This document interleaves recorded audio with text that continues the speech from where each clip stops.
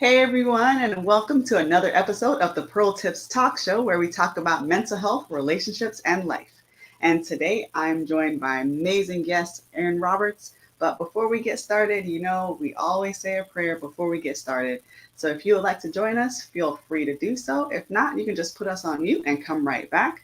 The reason why I like to pray before the show is to basically get rid of my nervousness, my nerves, and to also pray for you, the listener, wherever you are, so that you can get a double blessing and you can just receive peace and love wherever you are. So feel free to join me if you like. If not, just mute us and come right back. Aaron, if you want to join me too, just let me know. If not, okay. All right, cool. Let's go ahead and pray. Heavenly Father, thank you so much for the opportunity to be here again. Thank you for being an amazing God and just providing for us throughout this whole pandemic. I pray for those who lost loved ones and friends and family members. I just pray for comfort and peace for them, Lord. I pray for everyone who is just struggling mentally, physically, spiritually. Lord, I pray for healing and comfort, Father God. Just rain on them and keep them safe. I pray that someone will be able to be blessed through the conversations that we have. And I pray that they will be emerge stronger and more faith driven and encouraged, Lord. Most importantly, encouraged. So I pray that you be with everyone wherever they are. In your holy name I pray. Amen. Amen. Amen. So thank you so much, everyone, for joining us. I am super excited about this topic. We're going to talk about manhood and mental health. My name is Danielle KP. I don't know if I said that earlier. Sometimes I forget. And I'm here with Aaron Roberts. And Aaron, tell us a little bit about what you do because you're doing some amazing things. Thank you. Thank you very much for having me before we start. I'm absolutely in love with what you're doing here, and I can't wait to hopefully be a part of it going forward in the future and do some more collaborations. For everybody watching, my name is Aaron Roberts. I'm 29 years old. I'm originally from Miami, Florida, but I currently reside here in Richmond, Virginia. I have a bachelor's degree in criminal justice, a master's degree in business administration. Full time, I work for a Fortune 500 financial institution. Outside of that, I own a I'm part of a network marketing team that does e-commerce, and I'm also the owner and operator of Deliverance Brand Strategy and Coaching, where we help business owners and online entrepreneurs deliver their story online. So a little bit about me. I'm also, on top of all of that, good Lord, um, I guess you can call me the host of the Sweating and Meditating every Monday, Wednesday, and Friday on my Facebook page and Instagram. I'm also the host of the Think on These Things podcast, where we just take books and ideas and just different positive mental things and we just put them out there and we just talk about them for about 15 to 20 minutes. So that's everything that's me in a nutshell. That is amazing, man. And the things that you're doing with sweating and meditating and think on these things, it's amazing. So, guys, check him out on Facebook, Instagram. Where else are you? Just those two social media I'm platforms. Where on else? LinkedIn, Twitter. I was doing dances on TikTok, but then I'm about to turn 30, so I'm like, my knees can't do all those dances anymore. So hopefully on TikTok here in the next couple months. Awesome, awesome. Thank you so much for being here. And for those of you who have any questions while you want to post it live on the YouTube, you can absolutely do that. And if you have any follow up questions, feel free to hit us in the comment section and I'll definitely get back to you. All right, so let's dive right in. So, the topic for today is manhood and mental health. So, first, let's start with Aaron. What is your definition of manhood? Whew. Okay. So to go ahead and preface everything I'm about to say over the course of this, what I am about to talk about can be applied to both just can be applied to adulthood, period. And it is my personal opinion, my thought process. You are more than welcome to not agree with it. But my thought process on manhood has evolved to basically be the definition of moving from a paradigm of just being a part of an environment to the paradigm of wanting to create an environment. And what I mean by that Mm, is no longer just accepting that, hey, this is the way I am, this is the environment that I'm a part of, this is where I'm in, but moving into actively trying to create and produce an environment that other people can be a part of, and all of that underneath the umbrella of positivity. So that's my long-winded version of what manhood looks like to me.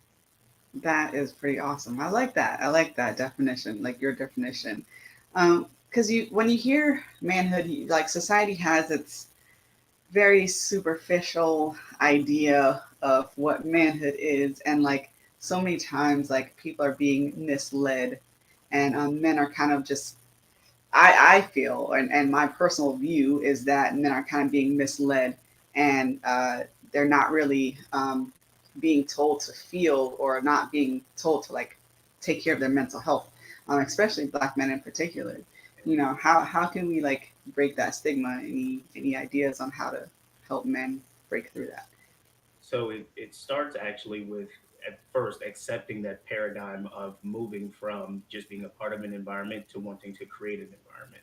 And I definitely agree with you because I was all a part of that terrible toxic stigma of like this is how men are. We don't show emotions, expression of anything outside of anger and or what's the term I'm looking for, like or any kind of like outside of anger and sexuality, there is no other way for a man to express himself.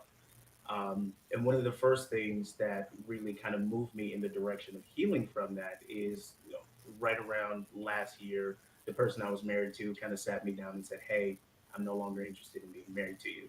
And it kind of threw me for a loop because all of these things that I had created my persona around, the things I had tied my identity to, they were fracturing. And so now I had to pick up the pieces and figure out, okay, what are these things that I'm feeling and how do I express them? Because I've never expressed them before. I've felt them, but I've always subverted them. Now I have no choice but to express them because I'm by myself and they're up to my neck. And I, you know what I mean? Like they're here, I can feel them. And if I don't figure out how to express them in a way that's not harmful to myself and others around me, it's going to turn out really badly. So that's really where I started with that idea of like men and mental health, and with really with my own journey, um, going all the way back. Um, I really started seeing a shift in the way that I would treat myself and others right around like end of middle school, going into high school. I would just get into these really weird funks. So it would just be like, 3 months, I'm up there, I'm excited, I love hugging people and talking to people and all this. And then, like, another 3 months, I really don't want to deal with anybody. I'm not really interested. Grades kind of slipped a little bit. I wasn't really talking to people. And it didn't really click to me until people I was involved with would make like um, they would make it known to me like, hey, what's going on with you? Like you're changing. Like day to day, you're switching the way that you're operating with people. And that was when I continued to subvert it because I was like, okay, well, if people don't like when I get into that mindset, then I'll just tone it down and I'll continue to put on this big beautiful smile and and make people think everything is fine when really I'm a little fuzzy headed about what's going on. And it's almost like this weird cycle of it builds up and then I push it down and the pressure continues to build until it forms I express it in unhealthy habits is really the best way to put it. Yeah. So I hope all of that answers your question because Oh no, that way back, that's getting real perfect. vulnerable here. I thank you, and I honor the vulnerability, because for me, I know that manhood. I can't relate to manhood. I can only see from the outside that it can be extremely difficult because here you're being taught that you have to be a provider, you have to be a protector, you have to hold up the mantle, so to speak, and that's a heavy load for men to handle. And as far as like mental health, I was diagnosed with bipolar disorder at age 24, and it was just like, wait, what? That makes sense now. After my whole life and really poor life choices, and just being open about talking about mental health and showing people that you can have a very productive and courageous life, just when you acknowledge the fact that, hey, something's not right. Let me talk about it. Let me do what I need to do to kind of get rid of the weight in a healthy way. I know for some men, it seems hard from the outside looking in. Again, this is just my perspective, my opinion. From the outside looking in, that it's hard to like find other men or mentors, or father figure men or fathers to be that vulnerable or be open with and with feelings and emotions. So if there's like a young guy out there or someone who's out there like kind of trying to figure out how to open that conversation, is there any tips or any ideas that you would kind of give them to go forth and find? Like really good mentor. Um, First, and this is how I worked through it. First, I had to become comfortable openly speaking about it with myself. All right, and I know that sounds pretty crazy, like you're talking to yourself, but yes, a lot of us have trouble looking in the mirror and saying out loud what the problem is. And sometimes searching for community can be difficult because we're so used to being a part of that community where it's rough and it's tough and it's rough, and it kind of continues to perpetuate that negative idea of what manhood is.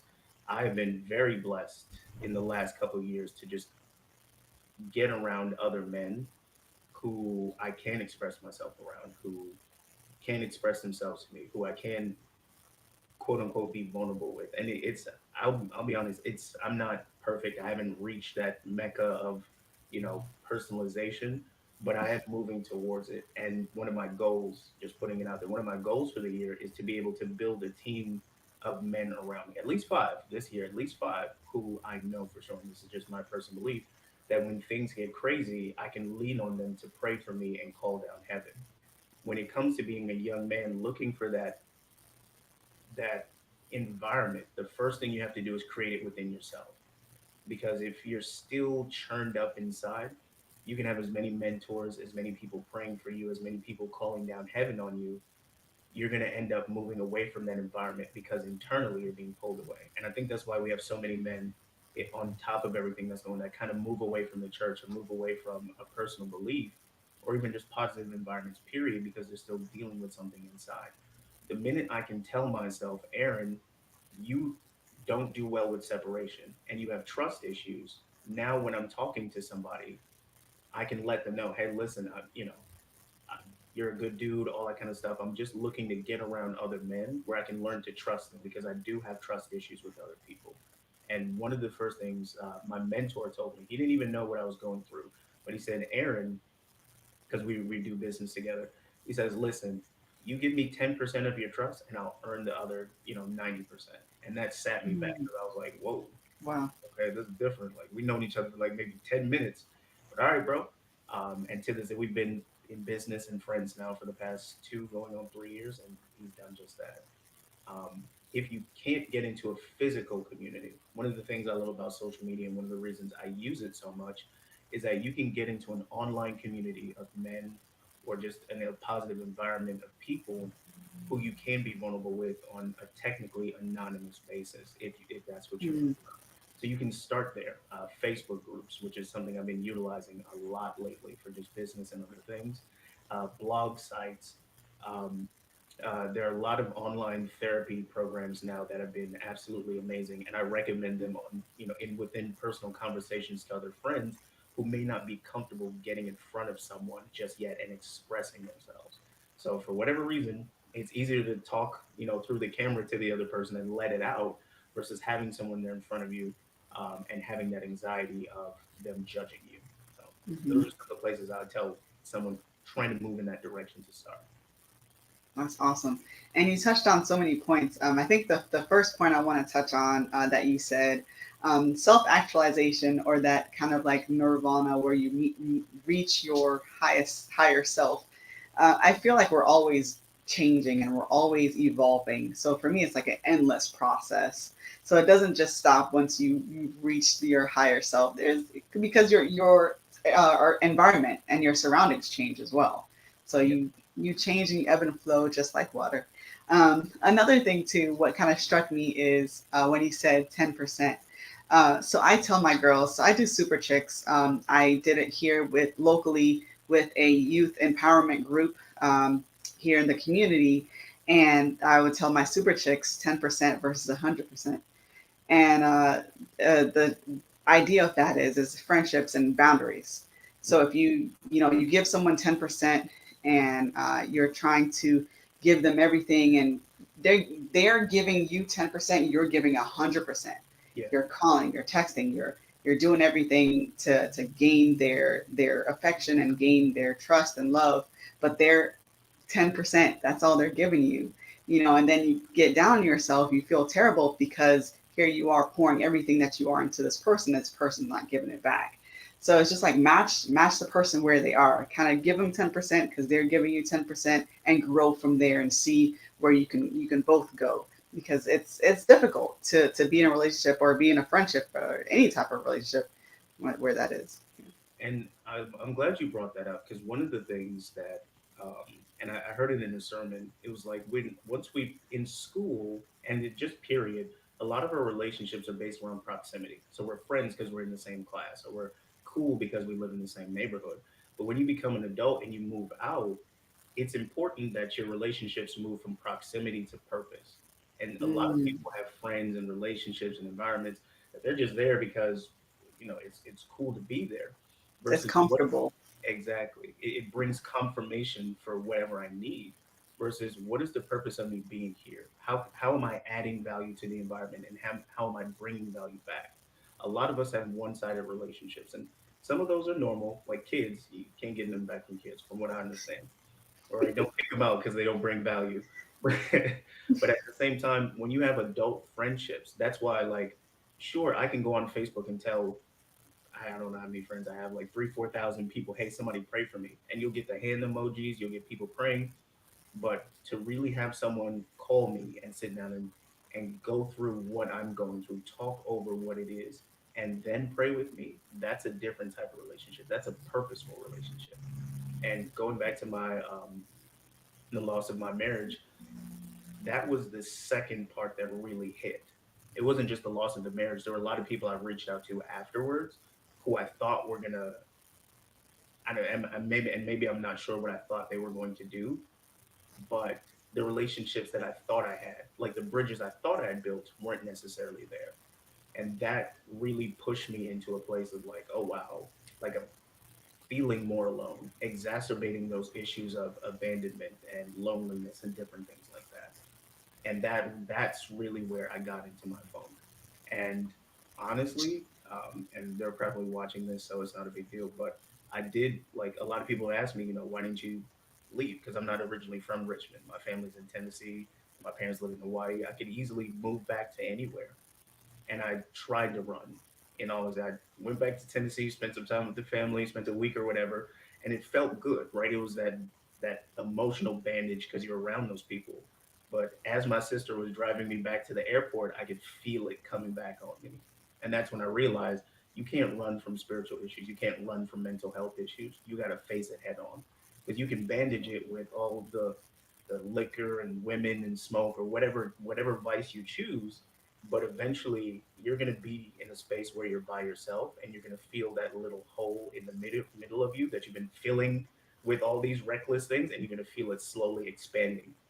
And it's, for me, I was like, I could feel it, and I was like, oh my gosh, this thing is going to kill me if I don't get it right. And that's why I started sweating and meditating, because I was like, somebody else out there has got to be feeling like this, and I would hate for it to be somebody that I could have helped, but I was so deep in my own pit that I wasn't willing to get down in there with them and show them that, right, like, none of this is to brag, but I do want people to look back and say, that guy Aaron, even though he's incredibly handsome, there's nothing like super special about him. There's nothing special about him, and if he can move out of that, if he can make it out of it, I can do it too. And that's really what I want my story to be about. That's Mm, really what I want people to understand, and men to understand, is that there's nothing special about the guys at the top that you see, the Grant Cardones, the David Shans, the ET, the hip hop preachers. They've all been through the pits. They just made the decision to not continue to fill the hole with the foolishness. You can't run from it. And it goes back to those relationships, building them on purpose. The Bible talks about how it's better for two people to go on a journey than one, because if one person falls, the other person can come pick you up. But if you're out there running by yourself and you fall, you can't hit life alert when you're by yourself. If you fall down and you can't get up, it's just you. yeah, So building those relationships on purpose. Don't just get in the environment because there's other black men there, because you never know what they're going through either. absolutely. That's amazing. Like I'm just like zoned in. Thank you for that. That's beautiful. I just want to acknowledge the people that are watching. Tiffany, thank you for watching. Lance, thank you for watching. Tiffany says, I needed that advice growing up. I always wanted the friends I wanted and gave more than I was getting. I totally relate to that as well. I've done that too, and this is why we do this. This is why Aaron has his podcast and social media and all those different things that he's doing. And this is why I started the Pro Tips talk show, is to let people know that, hey, mental health is real and you can break the stigma and we can talk about it. And there is definitely help out there for sure. And I love what you said about purposeful relationships. That is like golden, because like I think about, back in the Bible where there were Israelites were fighting. It was Moses and ironically Moses and Aaron, and God told Moses, "Hey, you got to hold your staff up, so that the Philistines will not win the battle. Keep your staff raised." And he was tired, and Aaron Joshua was there to raise his hands up. That to me just speaks to brotherhood, speaks to relationship. Positive, healthy relationships. Sometimes you just need somebody to hold your hand up while you're going through this battle. And you can definitely reach out to either of us, and just talk to us. Or if you need to find any mental health resources, you can also contact me, and I'll definitely find some in your area, and we'll get to work on that, because I do truly believe that generational curses can be broken, and I do believe that spiritual chains can be broken as well. We just got to find the tools to do it. So yeah. Amen. That's huge. Thank you for that. Generational And curses. That's a topic. That is. yes, yes. I mean, you want to go into it? We could go into it. Yeah, If I you mean, want to. by all means, if you're familiar with sweating and meditating or think on these things, or just me, period, I'm big on vision. I'm very big on looking forward, and the Bible talks. And I hate saying the Bible without giving people a specific verse. I'm gonna start working on that. But the Bible does talk about how people become lazy, or the specific terminology is people are destroyed for a lack of vision, or perish for a lack of vision. Having a vision, right, is so important. And again, these are my definitions. There are two things that separate visions and goals. A vision is typically backed by a spiritual foundation somewhere along the way. When you look at people and they're talking about the big grandiose visions, it's usually backed by some spiritual idea or some spiritual foundation. And two, vision cannot be accomplished by yourself. If you can do it by yourself, it's not a vision, it's a goal. Mm, And great job on that, fantastic. But when you're really thinking about a vision, like one of my personal visions is starting a foundation in my family's name, like having a real foundation, through philanthropy and a few other things in my family's name. I can't do that by myself. I will need other family members, to agree to it, because I'm going to put their name on stuff. But also because you are going to need the supportive communities and so on. When it comes to generational curses, it starts with having a vision, with breaking generational curses. Because what happens is the curse begins typically when a person doesn't have a vision or an extended view of how something should mm, change. So my family, we get together every Wednesday, and the main topic we are, for whatever reason, we can be talking about biscuits and gravy, and it'll always come back to money somehow. We'll end up talking about money, finances. My dad and my sister are really big into stocks right now. And one of the things I want to make sure and break in my family going forward, and not that it's an issue that we currently have, is understanding that legacy is not just money. That wealth yes. is not just money. It's not Yes. assets. It's not just the cars or the houses.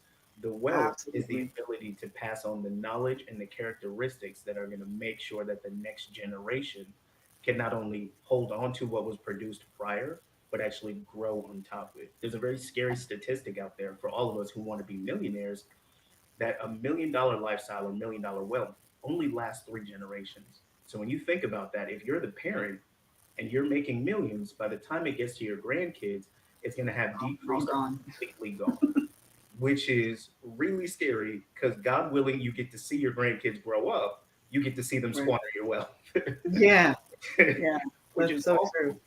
So what I learned from that was that it's not the money, it's the message. What are you passing Mm, on to the next generation?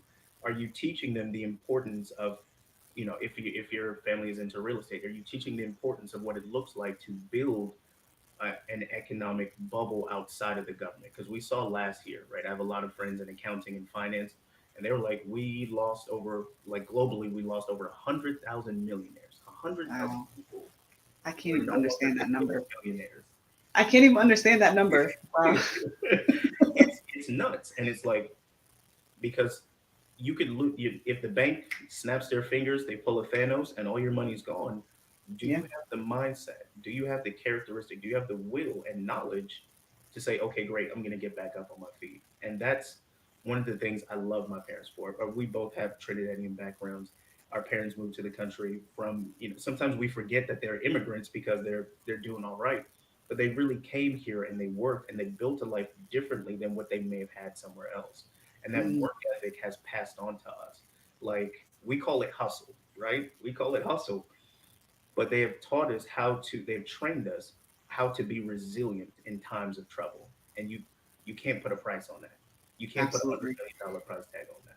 That's so true because I feel like we don't when we say like, oh, we're so resilient, we got this, we keep pushing, we keep going, but it's like, okay, let's also take a step back and really look at that. What does it take to be resilient? It's not just going job to job to job and working, working, working, working until you're dead and pay bills. It's something so much greater than that. You have to enjoy life as well. My grandma always said, she always used to say, your character is the only thing that you're going to take with you. And it's just like when you talk about that breaking generational curses and just that legacy of family, I think that we really need to stand on that it's not just financial, it's character, it's family values, it's family, the mission of the family.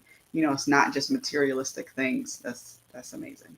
And That's going beautiful. back to the overarching theme of what we talk about, and this is now, and not that it's only in this community for everybody watching, but we're specifically targeting what, like, in the Black community, creating a legacy of learning how to deal with your mental health issues, right? It's almost, it's kind of moving out of that a little bit, a stigmatism to talk about feeling depressed or feeling anxious or your emotions not being under control. Um, that's something for me I want to change going down, because even within my own family, we've talked about it before. There's a small history of mental health illnesses, like on the larger scale, and I want to make sure that going down the line, no matter what it is, the next person that comes up, they understand, hey, this is how dad dealt with it. This is how grandpa Hmm. dealt with it. These are the healthy coping mechanisms. Um, when I was going through my issue from last year with losing my marriage, one of the first things I did once I got back from Tennessee or got back from hanging out with my family is I went and I saw a therapist. I went and got a therapist because I was like, I can't handle this by myself. This is not going to work. And I didn't tell anybody about it, for the specific reason of, like, Right. I didn't really know if they would understand how I was dealing with it, and learning the coping mechanisms for her, being able to talk out my problems, because our brains are double-edged sword. A lot of times I was cutting myself with my own feelings and the own way I was thinking of things. So talking to my kids, kind of bouncing back and forth, but getting them therapists, right? Like, and this is just me talking to everybody. I'm under the impression that you should have a therapist whether you're feeling great or not. Like, I cannot wait for the day where therapists are looked at like a personal trainer. Because if somebody comes to you and is like, you know what, I'm getting serious about my physical health. It's a hot girl summer. I'm about to go get me a personal trainer. Okay, great. But if somebody says, yo, it's about to be a hot girl summer, I'm about to go get me a therapist. You're like, that doesn't, I don't, right? But that's the cognitive dissonance, right? We look at people and we'll tell them, like, yo, you're crazy. There's something wrong with you. But then at the same time, when they move into that realm of like, okay, I'm trying to get help, It's we kind of shamed. They get shamed for it. Yeah. Yeah. and so it's like no one's gonna make fun of you if you go get a physical trainer. But when it comes to a mental trainer, and let me not even say other people because I don't want to project. But at the same time, we have our own personal feelings about how we think people are going to think about us. And so if you're watching this and you don't have a therapist and you're going through something, go talk to somebody, right? Even if they're not necessarily a licensed person, just having somebody you can speak to on a day-to-day basis or a week basis, however often you speak to them, to let yourself out. They don't need to give you advice. They don't need to walk you through all these. Just having a place where you can. What is the word? What is the word? You probably know it better than me. Is it decompress? Something like that. Something textbooky where you can let it out and not worry about judgment or expectation or somebody trying to say something to you. Just Right. having that place is so important. And that's Absolutely. back to Yeah. what I was touching on to me. That's what I want to pass down to my kids too. Absolutely. So I just want to acknowledge the what's going on in the chat. Lance was saying truth, mental training. Tiffany was saying, Aaron, I greatly appreciate your vulnerability and transparency. Thank you all for watching. For the I too cannot wait for the day where therapists are definitely like not seen as the bad guys, um, because therapy is just, I like what you said about having a therapist, even if you have a good day or bad day, because therapy is maintenance. It is just maintenance to help you get through, because there could be some issues that you might not even see that you're dealing with that is causing a lot of discomfort within you, and you won't see it until something bad happens. Yeah. That's like trying to put a band-aid on a broken arm, you know. So let's try to work on it before it gets to that point. Another topic of what you touched on so many things. I'm just trying to remember it all.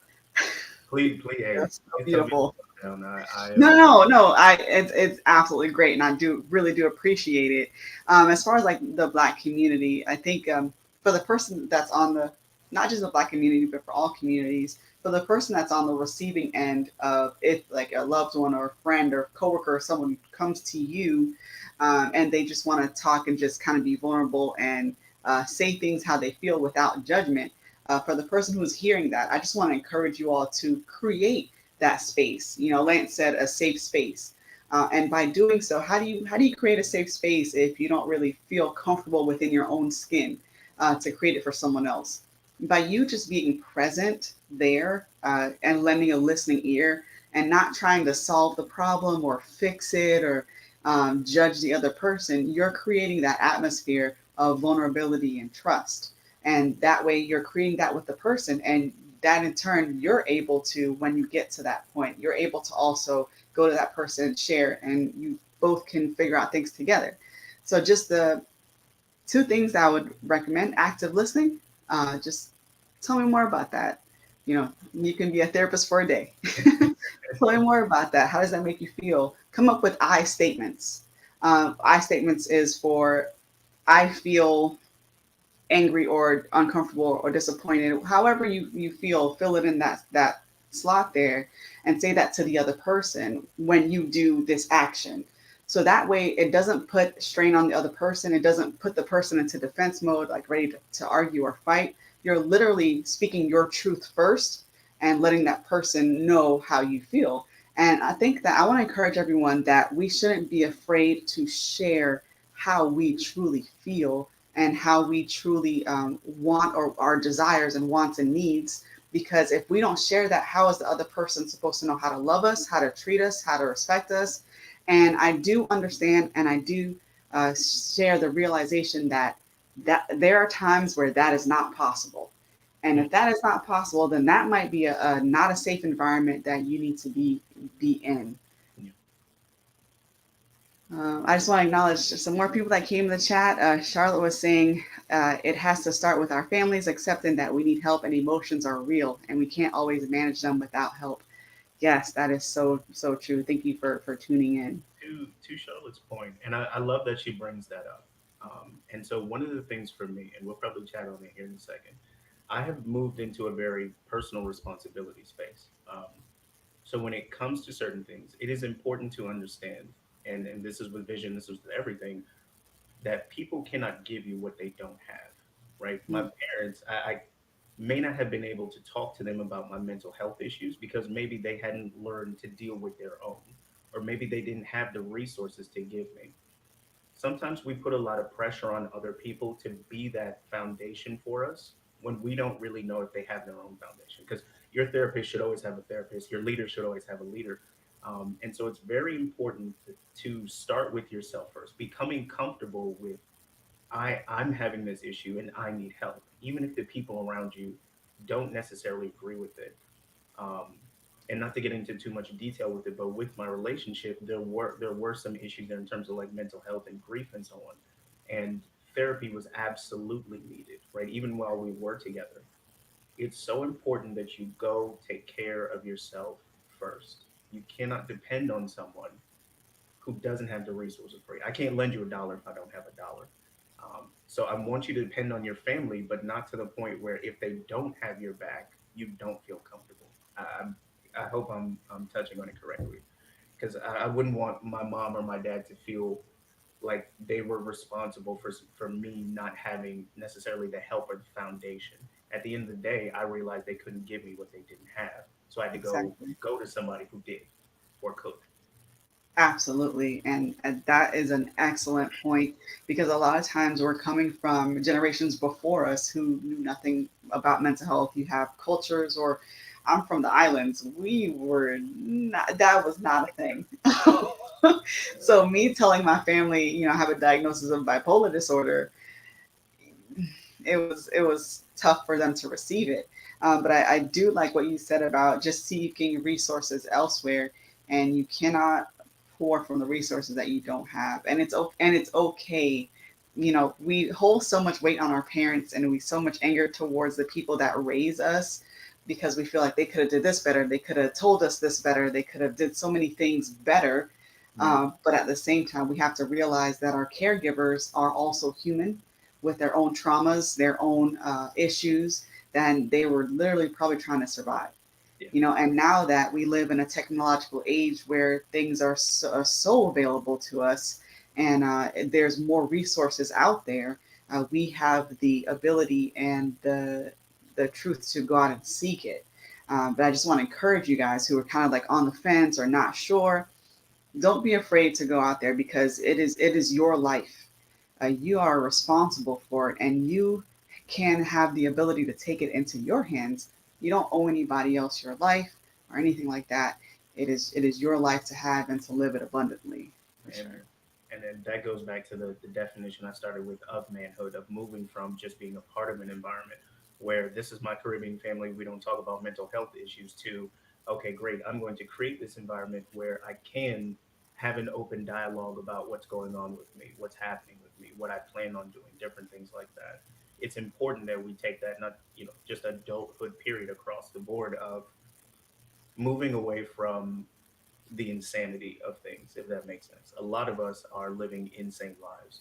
We wake up unhappy to go do the thing for 8 to 10 hours that make us unhappy, to dabble in whatever vices we have, just to go to bed late enough to wake up unhappy all over again.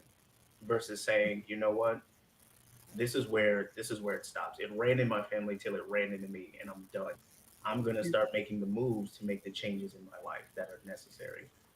And again, that definitely starts with us, and yeah, that's where I made my own personal changes. Looking at it, and it wasn't like I was broke or I was destitute, but looking at it is like, okay, great.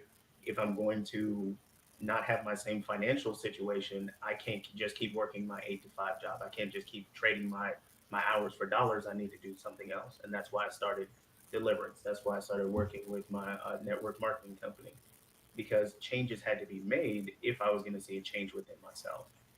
One of the trainers absolutely. at my gym, he has this shirt. It says, "It doesn't change until it changes," and I was Mm, like, okay, that's kind of cool. And then on the back of it, it says, "Nothing changes until you do." And I was like, that makes more sense. That's really what it yeah, comes down to. Your life isn't going to change unless you make the change. A absolutely. quote I would give someone, and it sounds really morbid, but it was probably the best piece of advice I got. It was like, no one is coming to save you. And I was like, okay, well, that's not very nice.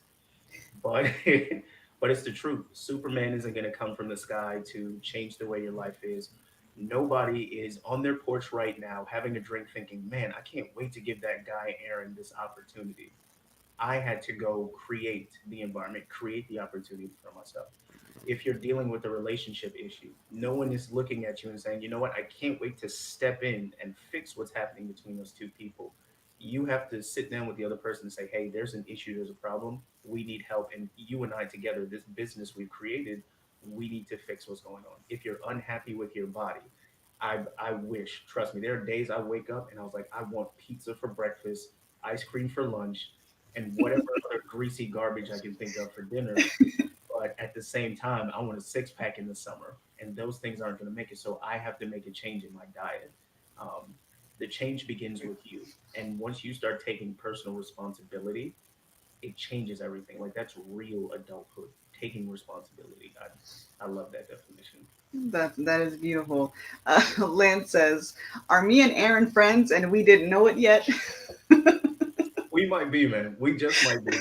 We just might be. If you're vibing with what I'm talking about, I think we'll get along just fine. Oh yeah, he's been on a couple episodes before. He's definitely, yeah, he's on the Awesome. same wavelength.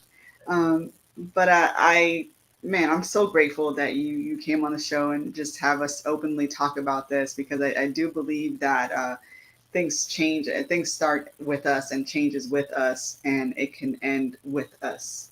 And all the negativity, the unhealthy relationships, all of that can end Amen. with us and with our generation. I'm reading my husband and I are reading the book The Big Leap by Gay Hendricks, and he talks about how everything has to elevate.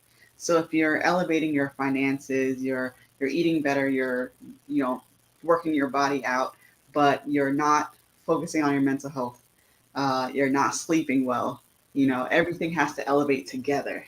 Slow So down. it's like Let's not talk about sleep. right. So it's like it's so important to just be healthy in all areas of your life, because we are a whole being. We're not just parts of something. We're a whole being.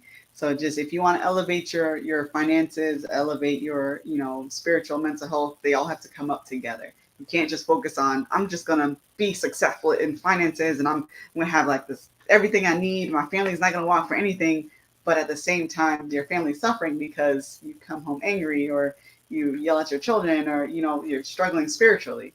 You know, Yeah, there's a spiritual battle going on, so everything has to elevate together. Yeah. yeah.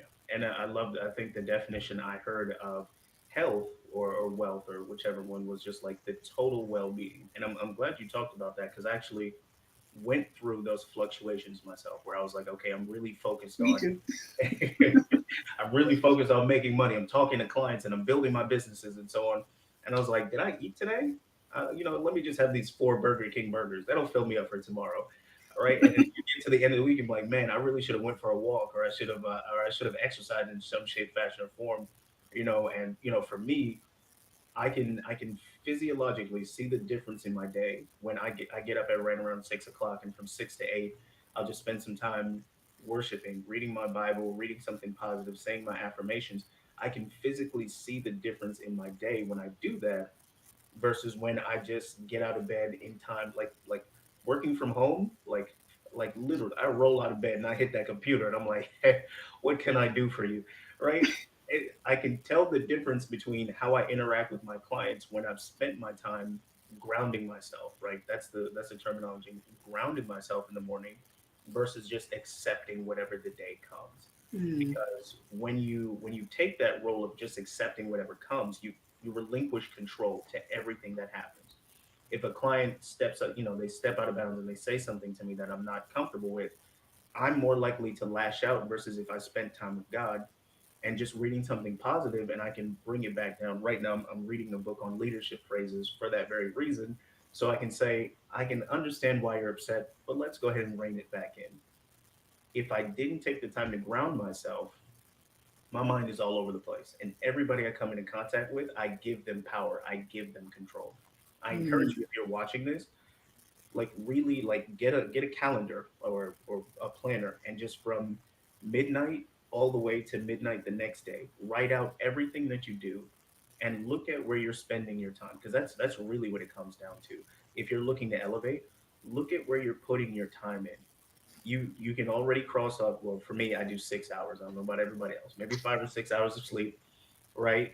And look at whatever time you're asleep, whatever time you're transitioning to work, when you're at work, when you get off of work, look at those time frames. Because a lot of us are like, I don't have time, or I'm not, whatever situation. I promise you, if you do that consistently for 7 days, you will find at least 24 to 48 hours of you just doing absolutely nothing productive. And you're like, I should probably do something there. So when you take the time out right? And I sacrifice a little bit of my sleep, just so everybody knows I'm not just not going to bed. I sacrifice a little bit of sleep to spend that time grounding myself because I've seen what it does for other successful people and how it works for them in terms of being able to control their day. And that's what you want to do when you move to wanting to create the environment of manhood. You want to be able to control your day because ultimately that's what you want. You want control of your time, control of your money, and control of how things flow throughout your life. And it starts with controlling your day. That's beautiful. I'm like taking notes right now, because like I also have seen the difference where I just roll out of bed and just go instead of taking the time to have devotion, have prayer, and then start.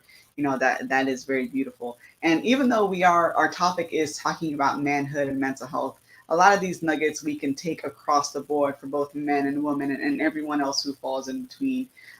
That it's good for everyone. Everyone can take a little nugget away. So, Aaron, I thank you so much for being on the show. And if you would like to add anything else before we end our show for today. Absolutely. Genuinely, definitely follow me on Facebook and Instagram. I'm pretty sure Danielle will link everything in the description below. What I say at the end of my videos is not just a cute thing to say at the end. I really do genuinely love the people who watch it. I am a people person. If you want to reach out to me and talk to me, definitely do that. I'm all about connecting and building relationships. Um, Stop living insane lives. That's the best piece of advice I can give you. Stop living insane lives. If you're unhappy about something, whatever it is, stop allowing it to stop letting yourself just take it as it is and really start to work towards making the change because you have a lot more control than you think you do. That is so true. The definition of insanity is to keep cycling in the same thing, expecting the different result. Thank you, everyone who tuned in and for watching. And the way that I end the show, I just want to tell you guys remember, you are worth way more than pearls. And we will see you again next time. I have an amazing next guest coming up on the 25th of March, a real live celebrity, guys. So stay tuned and look out for that one. I have Ace Anderson coming on our next show. So thank you everyone for tuning in, and we'll catch you guys next time. Aaron's information is going to be in the description, so hold tight for that one. And just have a great, awesome day, guys.